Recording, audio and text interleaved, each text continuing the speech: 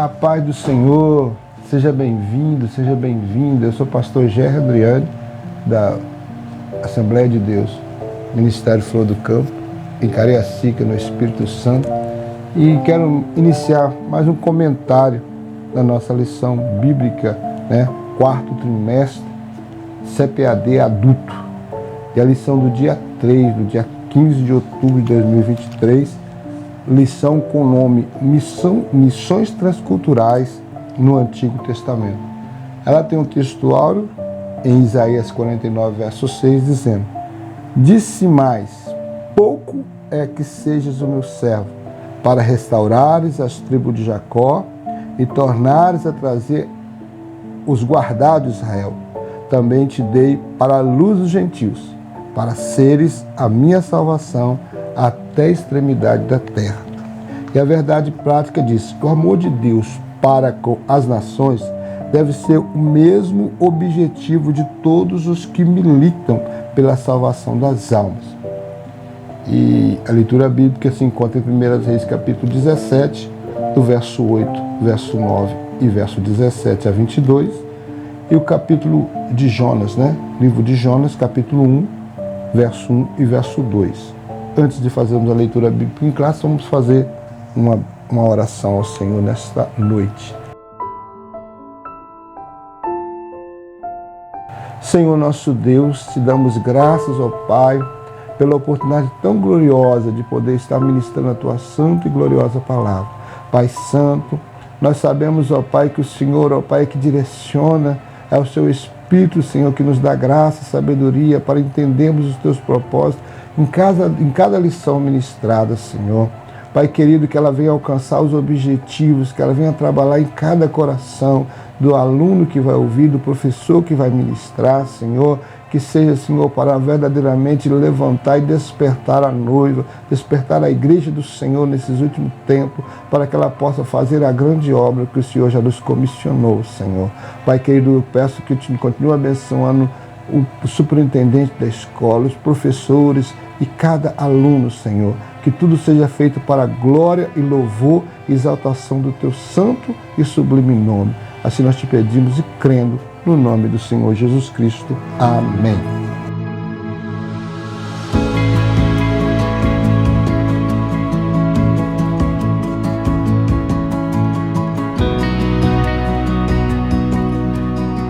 Os objetivos da lição é este.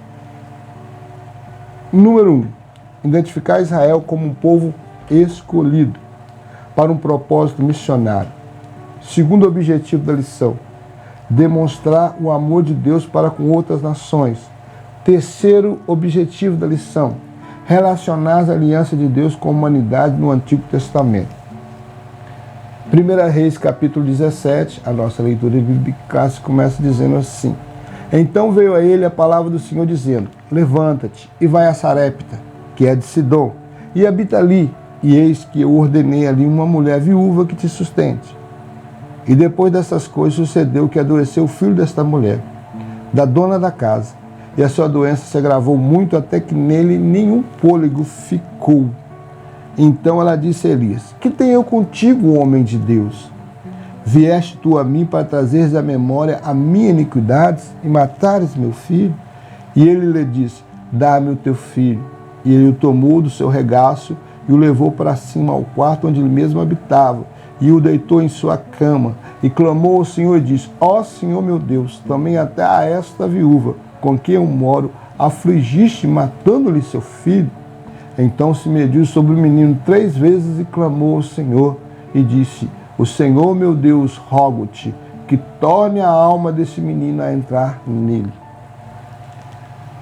E o Senhor ouviu a voz de Elias, e a alma do menino tornou a entrar nele e reviveu. Jonas, capítulo 1. E veio a palavra do Senhor a Jonas, filho de Amitai, dizendo: Levanta-te e vai à grande cidade de Nínive, e clama contra ela, porque a sua malícia subiu até a mim. Mais uma vez falando sobre missões transculturais, agora no Antigo Testamento. É uma lição, que vai falar até a última lição, que é a 14ª lição, vai falar sobre missões, vai falar de todos os âmbitos, de missões, principalmente a transcultural, E agora nós vamos saber se havia, como se falava de missões, como podemos falar de missões no aspecto do Velho Testamento, do Antigo, né, ou do Velho Testamento. A nossa introdução, ela diz que na lição anterior vimos a natureza missionária de Deus por meio de sua relação com Abraão. Essa lição ela tem o propósito de considerar a nação de Israel como um povo escolhido, como um povo com um propósito missionário e tomar como exemplo desse movimento missionário as narrativas bíblicas sobre Elias e a viúva de Sarepta e a ida do profeta Jonas a Nínive e finalmente analisar as alianças de Deus com a humanidade a partir da nação de Israel no Antigo Testamento. Contudo, o conceito de missão da forma que conhecemos hoje não aparece com clareza no Antigo Testamento em relação à nação de Israel como um povo escolhido de Deus. Então, em resumo da introdução é isso. A lição vai falar sobre o que nós podemos ver no Velho Testamento a respeito de missão de uma forma velada, porque até o termo missão, e você não vai ver isso escrito, né? Como havia comissão no Novo Testamento de Jesus, comissionando-nos a ir e pregar o Evangelho, você não vai ver isso no Velho Testamento, mas você vai entender claramente que, de uma forma ou de outra, Deus levantou essa nação de Israel para que ela fosse aquela que enviaria, seria a portadora da mensagem da palavra de Deus às demais nações. Seria ela escolhida para isso. E aqui nós temos dois exemplos que vai ser citado durante a lição: Elias, a viúva de Sarepta, e Jonas também sendo enviado à cidade de Nínive. Israel é um povo escolhido para um propósito missionário. O plano de Deus é o primeiro subtópico desse primeiro tópico, que diz assim: o Senhor nosso Deus planejou desde os tempos antigos que o testemunho de Jesus Cristo fosse proclamado a todos os habitantes da terra. Ou seja, a vontade dele era que todos os moradores da terra tivessem conhecimento a respeito da pessoa de Jesus. Desde Gênesis, né, mesmo a partir do capítulo 12, chamando Abraão, já tinha no coração de Deus esse desejo que toda a nação da terra, todos os povos, porque todos os povos foram gerados de um só casal, Adão e Eva. Então, verdadeiramente, todos estavam debaixo do mesmo estigma do pecado. Quando pecou Adão, ele transferiu esse pecado a toda a humanidade. Então, Deus ele não faz acepção de pessoas. Quando ele vai escolher, no capítulo 12, Abraão, para dele fazer uma nação, fazer um povo, esse povo seria um representante de Deus, como nós falamos nas lições anteriores, seria um representante de Israel. Seria um representante de Deus, Israel, para as nações, para que as nações conhecessem Deus através de Israel. O meio planejado por Deus para o mundo conhecer seu filho passava por uma nação. O Pai chamou a nação de Israel para ser um povo missionário, né? Era de Israel que veria seu filho, né, para salvar a humanidade. Mas a função dessa nação, mesmo antes de Jesus se manifestar, né, no seu ministério, era para que esse povo fosse um povo missionário. Eles fossem aquele povo que atraísse as demais nações para adorar a nosso Deus. Desta forma, os israelitas deveriam ser testemunha de Deus, né? A falha de Israel. Os israelitas se contaminaram com as religiões pagãs do povo vizinho, além de se preocuparem muito com a identidade racial e nacional. Deixando de lado a vocação de ser testemunha para Deus, nesse aspecto são muitos relatos bíblicos que dão conta dos desvios de Israel, de sua desobediência, idolatria e pecado morais que relativizam a aliança com Deus. Entretanto, a meio de tudo isso, Israel não deixou de ser bênção para outras nações, né? Com todas as suas falhas, com todos os seus erros, teve um momento que Israel realmente manifestou algo que veio ser bênção, né? Veio de servir de testemunho para outras nações. Nós vemos aqui Isaías 43, do verso 10 ao verso 13. Olha que interessante que a Bíblia fala. O Senhor falando pela boca do profeta à nação de Israel. Vós sois as minhas testemunhas, diz o Senhor.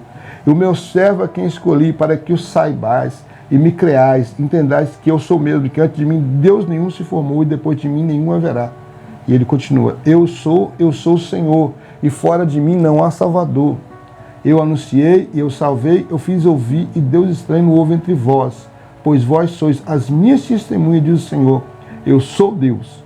Ainda que antes que houvesse dia, eu sou, e ninguém há que possa fazer escapar das minhas mãos. Operando eu, quem impedirá? Analisa bem aqui, irmãos. Olha só, que coisa interessante. Deus aqui falando para a nação de Israel: vós sois as minhas testemunhas.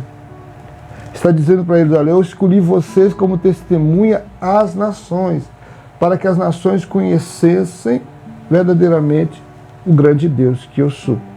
Então, e esse termo testemunha aqui, quando o Velho Testamento foi traduzido do hebraico para o grego, né, para a Septuaginta, essa palavra testemunha é a mesma palavra usada no Novo Testamento, quando Jesus relacionava com seus discípulos. E ser-me-eis testemunha, tanto aqui em Jerusalém, em Samaria, Judéia, Samaria, até os confins da terra. A mesma palavra usada como Jesus em relação à igreja, aqui o Senhor está usando em relação a Israel. Vocês serão minhas testemunhas. Vocês vão apresentar às nações o meu nome. Eu sou Salvador, está dizendo aqui. Eu sou o Senhor, fora de mim não há Salvador. Mensagem única, mensagem objetiva, direta, apresentando o grande Deus como o grande Salvador. Agora vem Israel e falha na sua missão, deixando essa vocação de lado e desviou-se, seguindo após outras nações, fazendo atos que Deus abominava e que tirou aquelas nações daquela terra para verdadeiramente Israel ali habitar. E agora Israel estava na prática das mesmas ações que o Senhor abominou das demais nações. E já havia falado com eles, alertado a eles para não andar nos caminhos dos cananeus. Mas eles desobedeceram. No terceiro subtópico fala a contribuição de Israel para o mundo. Apesar de suas falhas, Deus tornou Israel uma bênção para as nações. Por exemplo, os judeus receberam e preservaram o Antigo Testamento e traduziram em grego, a língua mais usada naquele período. Além de escribas, judeus manteram viva a ideia de que um dia os povos das nações ouviriam, né, a palavra de Deus e responderiam a ela. Nesse sentido, Jesus Cristo, a palavra encarnada, veio de Israel como Salvador do mundo. Então, por mais que Israel falhasse, houve uma contribuição. Eu já cheguei a falar aqui em outras lições, não sei se foi ainda já nesse trimestre, eu cheguei a falar de que essa Bíblia, né, a palavra de Deus, é a contribuição de Israel para conosco, porque foi a maioria dos seus escritores, né, vamos colocar mais de 80%, 90% eram da linhagem dos hebreus, da linhagem judaica, né? Então, eles foram responsáveis para que chegasse até nós esse cânon completo. A começar de Moisés, né, que foi o primeiro escritor dos 5 primeiros livros, e a João, né, apóstolo de Jesus, que foi o último dos escritores bíblicos que escreveu, né, no final já do primeiro século. Ele escreveu seu evangelho, as suas 3 cartas e mais o livro de Apocalipse. Então nós vemos, foram aproximadamente 40 escritores, e a maioria deles, né, com exceção de Lucas, que nós vemos que era grego, né, que não era judeu. Os demais, a maioria deles, tinha linhagem, de uma certa forma, ligada a Israel. Era hebreu, né, de natureza. Então nós vemos que Israel já contribuiu com o mundo como? Com a palavra. A palavra de Deus é uma das grandes contribuições. E é da linhagem judaica que veio Jesus Cristo. Você vê Jesus falando com aquela mulher samaritana, João 4,42. Vós não sabeis, né, porque a salvação vem dos judeus. Os judeus sabem quem adora, vocês não sabem, porque a salvação vem dos judeus. Por quê? Porque ele é de linhagem judaica. Então, por isso que ele afirmou isso diante daquela mulher. Então, a palavra encarnada veio deles. Então, foi a maior das contribuições, né? Porque Jesus é que verdadeiramente veio resgatar e salvar aquele que havia perdido. O resumo do primeiro tópico é: Embora Israel tenha falhado em sua missão, a nação contribuiu na revelação do plano de Deus ao mundo. Com todas as suas falhas, né, com todos os seus erros, ela conseguiu ainda contribuir nessa questão de ser conhecido o nome de Jesus. Vamos lá? O segundo subtópico, ou melhor dizendo, né, irmão? O segundo tópico é o amor de Deus para com outras nações. O olho de Deus sobre todos os povos. Johannes Braun, erudito em missiologia, que escreveu sobre os fundamentos do Antigo Testamento para missões, afirma que desde o início Deus mantinha seus olhos em todas as nações e povos. Podemos perceber isso no capítulo 40 a 55 do livro do profeta Isaías, na ilha do profeta Elias, a Sarepta, e no livro do profeta Jonas. No livro profético encontramos profecia de restauração, incluindo um dia no futuro, no qual as nações estarão entre os redimidos. Portanto, a preocupação de Deus para com as nações é clara no Antigo Testamento. Claro, irmão, nós vamos ver que realmente Deus chama Abraão e dele prepara uma nação para ser seu representante na terra. Mas Deus nunca tirou os olhos, né, das demais nações. Ele tinha propósito para as outras nações. Nós temos episódios bíblicos que nos mostram isso, né? No caso da Raabe, a Jericoíta, né? É um exemplo. Ela era uma estrangeira, mas quando ela guarda os espias, ela entrou na galeria da fé, lá no Hebreus 11, ela guarda os espias e pede a eles, né, para que cumpram com ela uma promessa de quando o povo de Jericó fosse destruído, que poupasse ela e sua casa. E verdadeiramente isso é cumprido. E ela deixa aquele pano vermelho, né? Aquela fita vermelha, que era um sinal para que quando os hebreus invadissem, ela estaria separada juntamente com a sua família e todos que estariam dentro da sua casa seriam salvos. E foi isso que aconteceu. E você vai ver na linhagem de Jesus, na sua genealogia, Raabe, a Jericoíta, entra, né? Agora você vai ver também outra estrangeira, que também foi alcançada pela misericórdia do Senhor. Ruth, a Moabita, né? Que foi nora de Noemi, e ela também alcançou, porque ela foi com a sua sogra para a terra, né, da sua sogra, e voltou com ela para lá, em Belém, e lá ela já tinha afirmado a sua fé no Deus da sua sogra, e ela disse que onde ela pisaria, ela estaria com ela, o Deus de Noemi seria o seu próprio Deus. Então, você vai ver também a Ruth, a Moabita, entrando na linhagem de Jesus, na genealogia de Jesus, e também sendo aceita da comunidade de Israel, embora sendo ela uma estrangeira. Nós vamos ver também exemplo, né, da viúva de Sarepta, que no segundo subtópico aí, e o profeta Elias. Sarepta é uma antiga cidade fenícia, localizada próximo ao sul de Sidom. Quando Elias profetizou a grande seca que haveria na terra e castigaria Israel, Deus o enviou justamente à cidade de Sarepta, a casa de uma viúva que era muito pobre. Quando Elias chegou lá, ela estava preparando a última comida que tinha em casa, já convencida de que ela e seu filho morreria logo depois. Mas quando a viúva obedeceu a palavra de Elias, foi abençoada com o milagre da botija, a multiplicação da farinha e do azeite. Então nós vemos aí que o Senhor usa Elias para ir à casa de uma estrangeira. Primeiro Elias profetizou que não haveria chuva sobre a terra.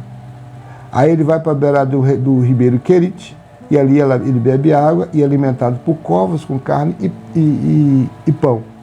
Quando a água seca, o Senhor fala agora, vai para a terra de Sidom, na região de Sarepta, e eu preparei uma viúva para te alimentar. Que coisa tremenda. E ele chega lá, olha como é que o nosso Deus é maravilhoso. A mulher estava com a última refeição, mas ela creu na palavra do profeta, do homem de Deus, e ela foi abençoada. Passou-se um tempo, o filho dela adoece e morre. E ela vai ao profeta, angustiada, não estava entendendo nada, por que estava acontecendo aquilo, mas Deus, mais uma vez, de uma forma gloriosa e maravilhosa, usa o seu profeta para que ressuscitasse o menino e restaurasse a vida. Então agora No final ela disse: nisto conheço agora que tu és homem de Deus e que a palavra do Senhor na tua boca é verdade. Então, mais uma vez, Deus se manifesta a uma estrangeira através do seu profeta, né? Você vai ver Jesus profetizando, falando, né, na cidade de Nazaré, quando ele não foram cridos pelos seus compatriotas, né, eles não creram na mensagem de Jesus.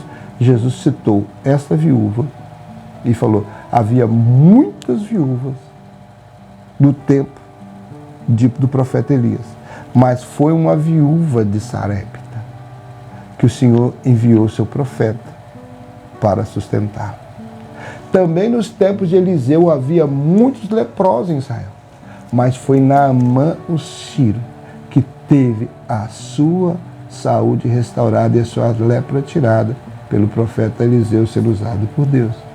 Então a prova é que Deus já tinha um amor reservado para com as outras nações. E ele tinha algo para fazer as nações e ele tinha quem fazer a nação de Israel. Mas eles falharam quando não cumpriram os mandamentos do Senhor que havia determinado para a nação de Israel. A missão de Jonas em Nínive, a mesma coisa. Jonas foi um dos poucos missionários bíblicos para o estrangeiro. Não é por acaso que o tema do seu livro é a misericórdia de Deus para com todos os homens.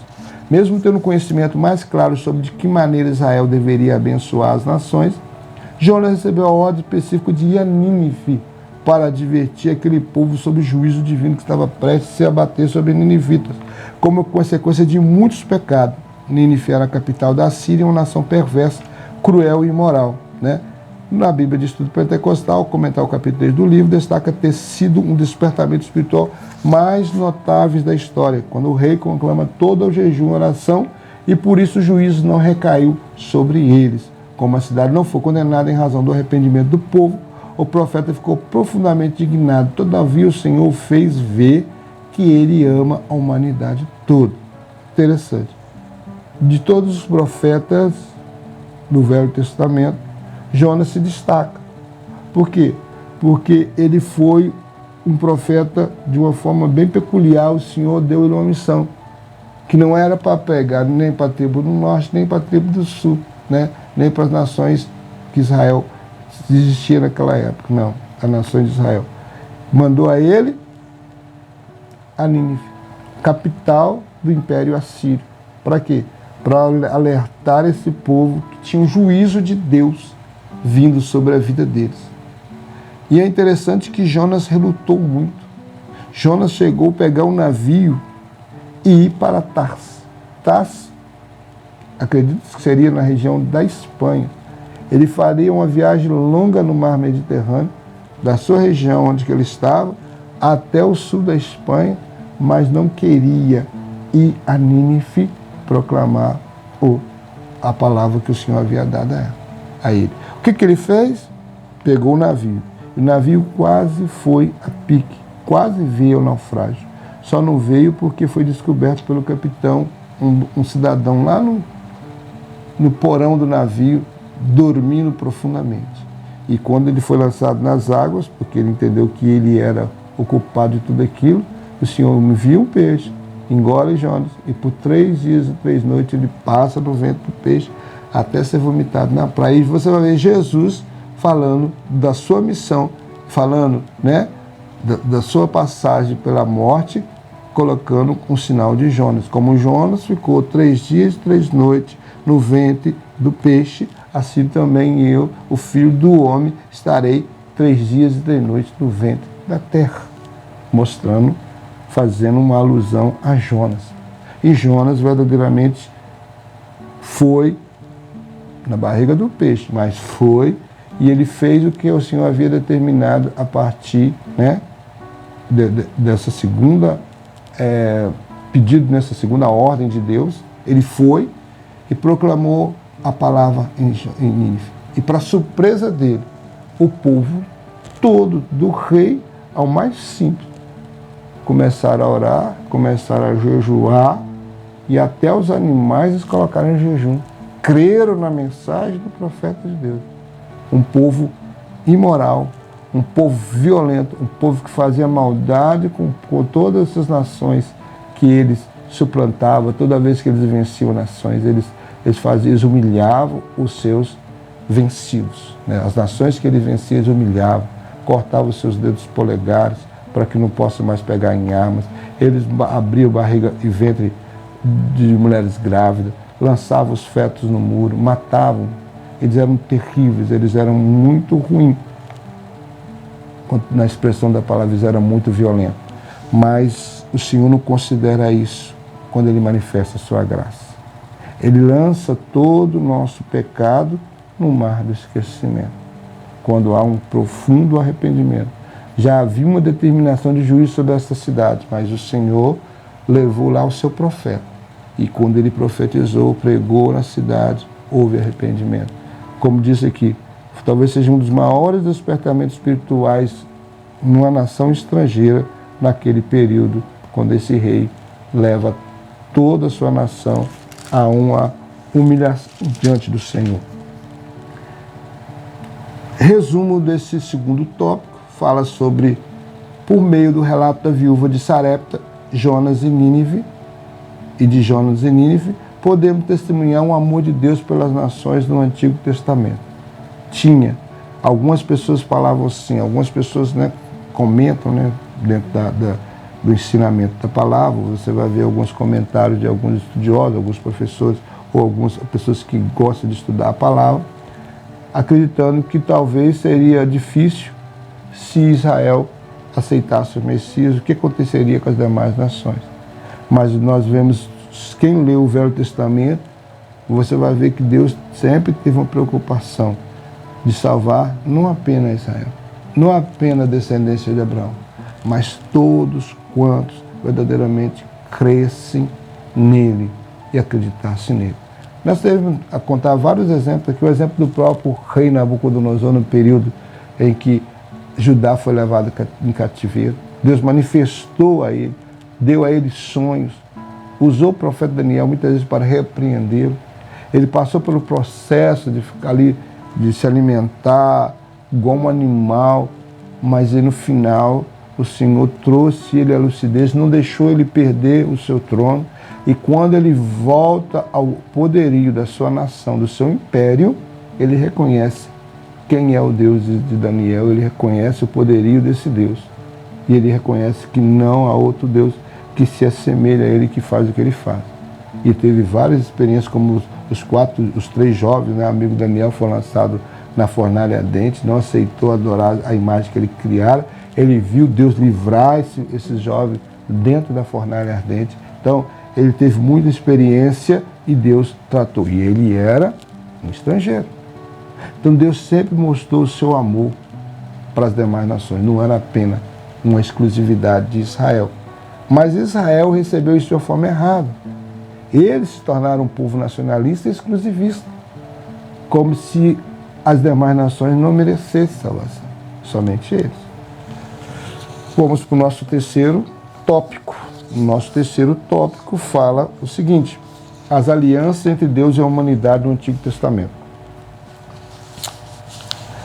Com a queda do homem, alianças de Deus, o primeiro subtópico diz: com a queda do homem, toda a criação ficou sujeita ao pecado. Está lá em Romanos 8:20, né? Entretanto, Deus providenciou meios para redimir a humanidade e restaurar a comunhão perdida. Assim, ele estabeleceu algumas alianças com o homem, a fim de tornar conhecida a sua glória entre as nações, receber deles a legítima adoração.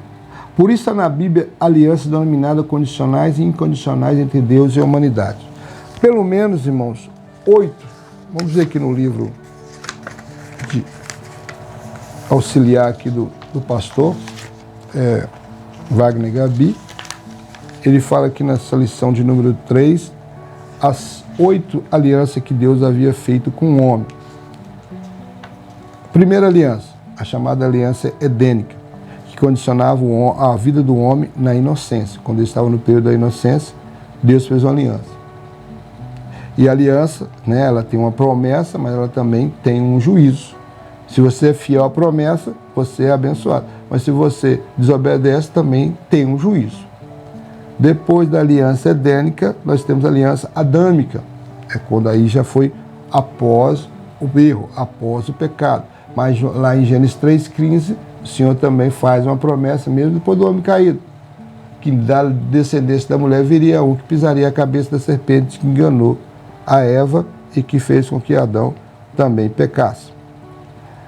Condiciona o homem caído da promessa de um redentor. A aliança noética é a aliança com Noé, que estabelece o princípio do governo humano a partir de Noé. A quarta aliança, a aliança abraâmica, a partir do capítulo 12, quando Deus vai fazer uma aliança com o próprio Abraão para começar dele uma nação de Israel, conforme os acréscimos específicos, a promessa de adâmica também da redenção, porque é da linhagem de Adão que viria, de Abraão que viria o Salvador. A aliança mosaica também está na época da lei, na época do Êxodo, né? Quando Deus levanta Moisés para tirar o povo das mãos do rei Faraó e levá-los à terra prometida. Então essa aliança condena todos os homens, pois todos pecaram. Então, essa aliança, né? A lei, ela não veio para salvar, ela veio para apontar pecados. E também tem a sexta aliança, chamada Aliança Palestiniana. Essa aliança que garante a restauração final e a conversão de Israel, né? E a Aliança Davídica, a sétima, que estabelece a perpetuidade da família Davi cumprida em Cristo, porque Cristo, né, é da descendência de Davi. Essa é a sétima aliança. E nós temos a oitava aliança, que é a nova aliança. Repousa sobre o sacrifício de Cristo e garante bênçãos eternas sob a aliança abraâmica. Então, aqui é uma promessa de Deus através de Cristo de uma nova aliança. Agora a lei que foi dada nas tábuas de pedra a Moisés, agora seria nos nossos corações. A lei seria implantada em nossos corações pela presença do Espírito Santo na nossa vida, né? Há uma promessa também para a nação de Israel, né, que foi lida aqui, falando sobre a questão de que Deus ainda vai restaurar e converter a nação de Israel. Porque se você ler Romanos 9, 10, 11, você vai ver isso. Paulo falando, porventura o Senhor rejeitou de vez a seu povo, a Israel? E Paulo responde, de maneira nenhuma. Por quê, irmãos? Porque verdadeiramente Deus tem promessa ainda para Israel. Quando Israel rejeita ao Cristo, ao Messias, a Bíblia fala, né? João capítulo 1, do verso 12 e 13, ele veio para o que eram os seus e os seus o rejeitaram. Mas todos quanto o aceitaram, deu-lhe o poder de ser chamado filho de Deus, a saber, aqueles que creem no seu nome.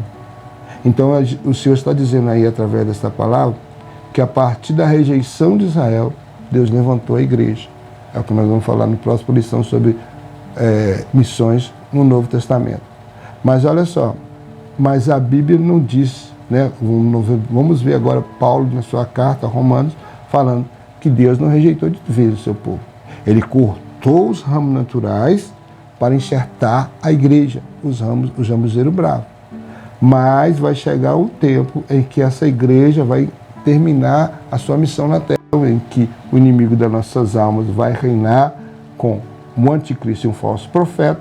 E nesse reinado do anticristo e falso profeta vai ser o período da angústia de Jacó, né? Vai ser um período muito difícil para Israel, mas vai ser o período também que Deus vai restaurar a aliança com Jacó, a aliança com a nação de Israel. O povo vai voltar, vai haver realmente um quebrantamento quando haver o cerco de Jerusalém pelas nações que vão aliar o anticristo. Eles vão clamar pelo Messias e verdadeiramente o Messias voltará. E quando o Messias vier, no final da grande tribulação, Jesus, eles vão entender que verdadeiramente aquele que está vindo ali, aquele que está chegando ali, é o Messias rejeitado por eles, por seus pais, né? Vai entender que foi aquele que verdadeiramente veio e foi rejeitado pela nação. E ali vai haver um quebrantamento e uma salvação daquela nação. Verdadeiramente, o israelita voltará a adorar o Senhor e assim findará a grande tribulação. Mas aqui nós vemos todas as alianças que o Senhor fez. E essas alianças elas são divididas em dois tipos, alianças condicionais, incondicional e condicional. A aliança incondicional é uma disposição soberana de Deus, mediante a qual ele estabelece um contrato incondicional ou declarativo com o homem, obrigando sem graça com juramento irrestrito a conceder a sua própria iniciativa bênçãos para aqueles com quem compactua. O que é isso, irmão? Você vai lá em Gênesis capítulo 3:15, nós já citamos aqui, que da descendência da mulher viria o que pisaria a cabeça da serpente. Isso é uma aliança incondicional. Era uma promessa e ela se cumpriu.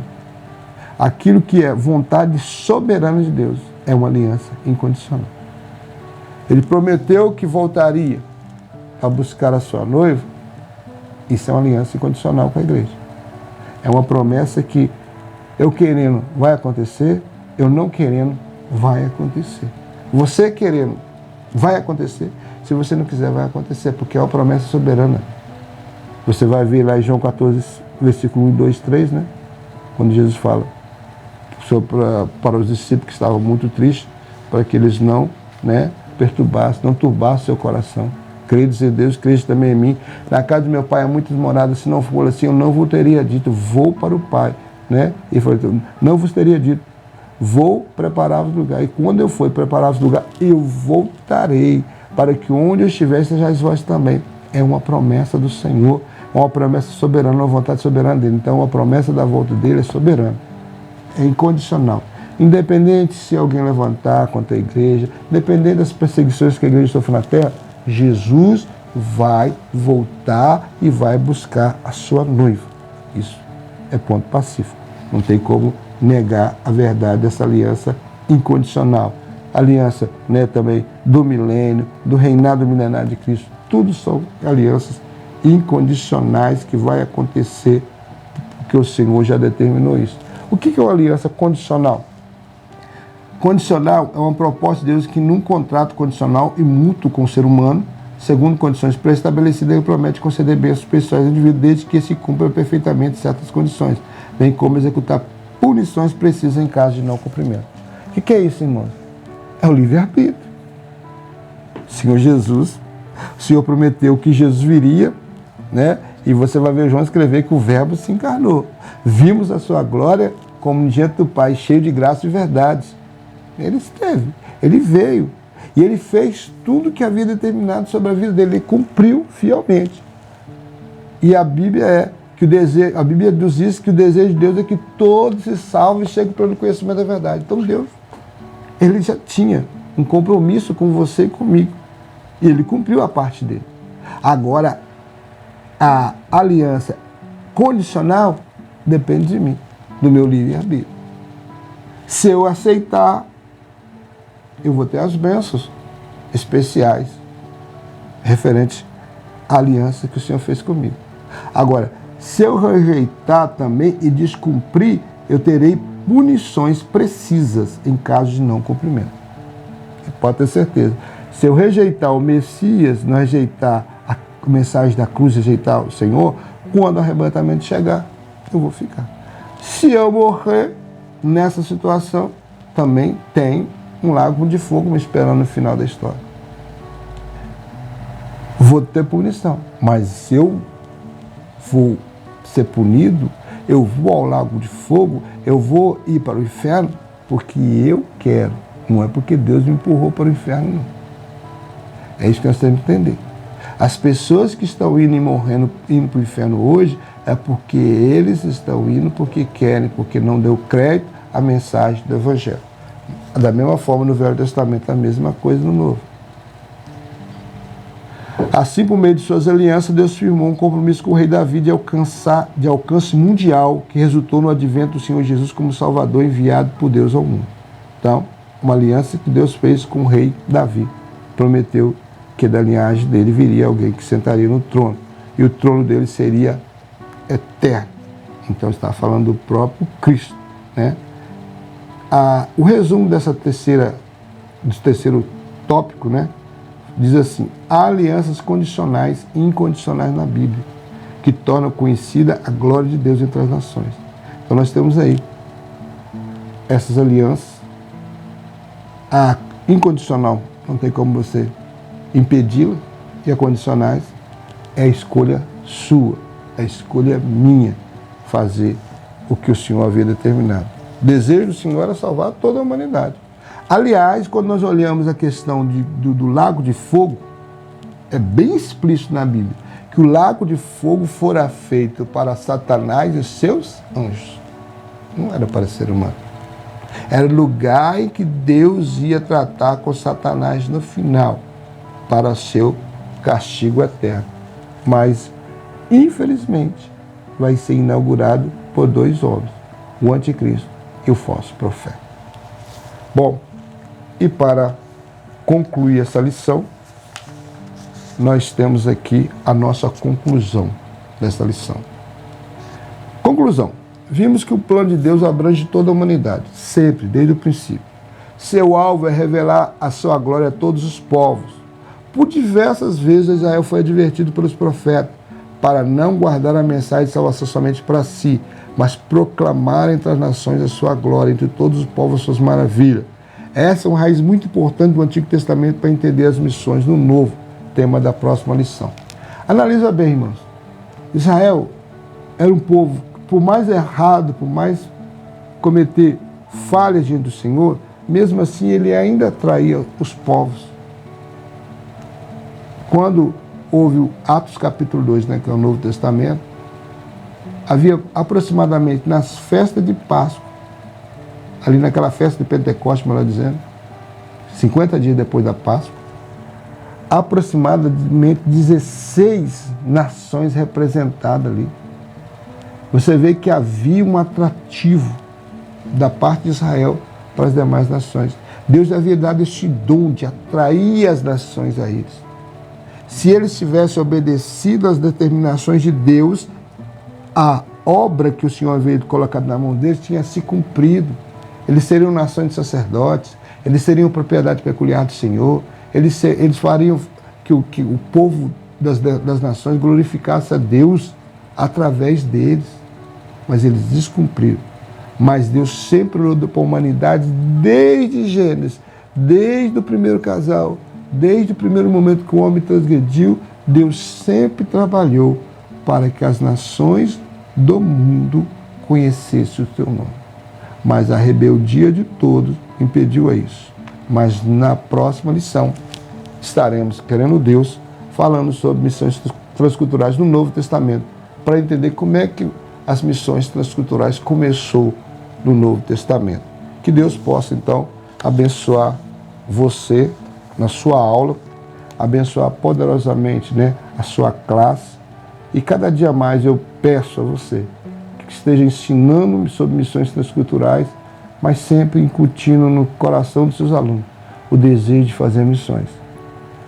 Seja doando-se, né, ajudando, auxiliando com seus bens financeiros, com suas capacidades de ajudar quem já está no campo missionário, ou seja, orando pelos missionários que já estão lá, ou levantando dentro da sua igreja vocações missionárias. Porque verdadeiramente, irmãos, nós estamos vivendo uma época muito difícil, em que cada dia mais o mundo precisa de mais missionários, mais pessoas proclamando essa palavra. Mas verdadeiramente nós vemos uma dificuldade hoje de se levantar jovens, moças, moços, pessoas, famílias, para ir ao campo missionário. Mas há aquela oração que Jesus falou, que devemos orar ao Senhor da Seara para que envie os ceifeiros às suas searas. Que você, querido, incentive a sua classe, incentive, né, o superintendente, o seu professor, para que nós oremos em nome de Jesus, para que o Senhor levante mais missionário para o campo e que nós possamos também não esquecer de Jerusalém e nem da região da Judéia, porque é aqui que começa o campo missionário e até os confins da terra. Que Deus em Cristo nos abençoe, em nome do Senhor Jesus.